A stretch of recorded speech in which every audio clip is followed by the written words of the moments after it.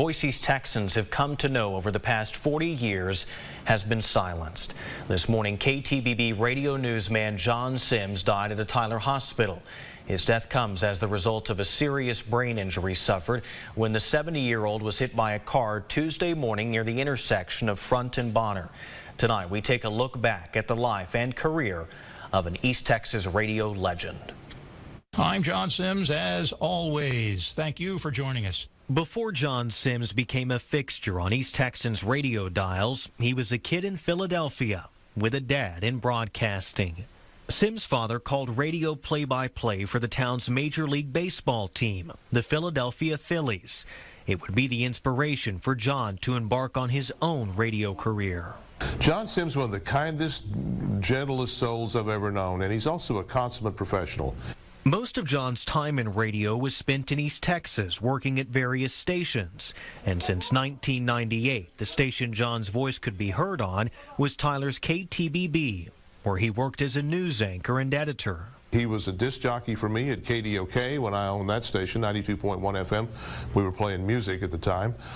He was very good at it, and then when we moved him to KTBB when I bought the station, and he is exceedingly good at doing that job. He's just a great newsman, as I say.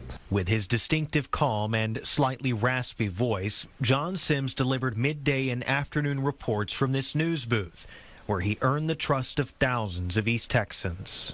He's just a great newsman. The industry could use more of him. I have no idea how he votes. He's that good.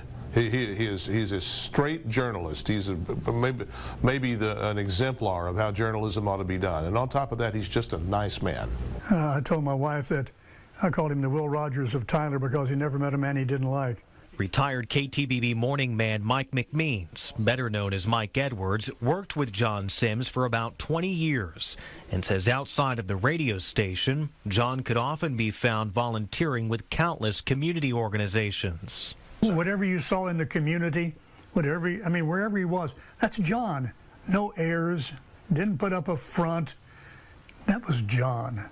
The list of organizations John worked with is lengthy and includes the March of Dimes, the League of Women Voters, and the Tyler Together Race Relations Forum.